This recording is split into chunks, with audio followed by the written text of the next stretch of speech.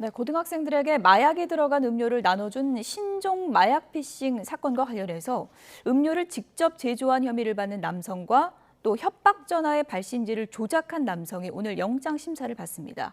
경찰은 이 사건이 중국의 보이스피싱 조직과도 관련이 있다고 보고 수사를 벌이고 있습니다. 자세한 내용은 취재기자 연결해서 들어보겠습니다. 황보혜경 기자. 네, 사회 일부입니다. 네, 이 사건 공범이 중국에 있다는 보도 어제부터 전해드렸는데요. 보이스피싱 조직이 연루됐을 가능성이 있는 건가요? 네, 마약 음료를 제조한 혐의로 지난 7일 붙잡힌 20대 한국인 남성 길모 씨가 중국에 있는 지인 지시로 음료를 제조했다고 경찰에 진술한 건데요. 현재까지 경찰이 파악한 지인은 한 명으로 길 씨와 마찬가지로 20대 한국 국적 남성으로 확인됐습니다. 지인 A 씨는 이번 신종 마약 피싱 사건이 벌어지기 전에 이미 중국으로 출국했습니다. 경찰은 A 씨가 보이스피싱 조직과 관련된 것 같다는 피의자의 진술을 확보하고 사실관계를 확인하고 있습니다.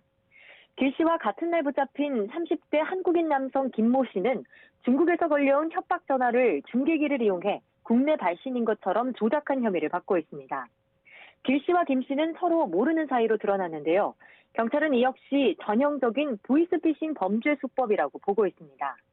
중간책이나 말단 등이 서로 모르는 상태로 각자 지시를 받는 보이스피싱 범죄의 점조직 운영 행태를 그대로 띠고 있다는 겁니다.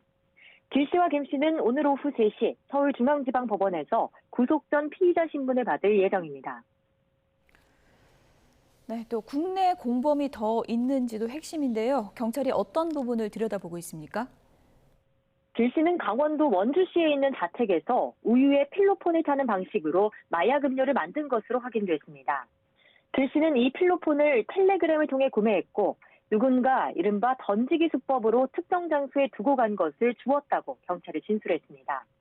경찰은 길 씨에게 필로폰을 판 사람이 이번 신종 마약 피싱 사건과 관련이 있는지도 조사하고 있습니다. 또 길 씨가 음료 100병에 자신이 산 필로폰을 전부 탔다고 말했고 자택에선 마약이 발견되지 않은 가운데 보강 증거를 찾는 데 주력하고 있습니다. 앞서 붙잡힌 아르바이트 일당 4명은 구인 구직 앱을 통해 시음행사 아르바이트에 지원했다고 경찰에 말했는데요. 경찰은 아르바이트 모집글을 게시한 인물 역시 공범일 가능성이 크다고 보고 추적하고 있습니다. 동시에 중국에 있는 지인과 그 윗선을 찾기 위해 중국 공안 당국에 공조를 요청하고 여권 무효화나 체포영장 신청 등의 절차를 진행할 방침입니다.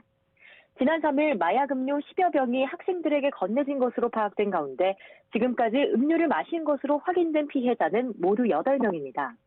경찰은 길 씨가 만들었다고 진술한 100병 가운데 30여 병만 회수했는데 나머지는 모두 폐기했다는 진술이 사실인지도 조사하고 있습니다.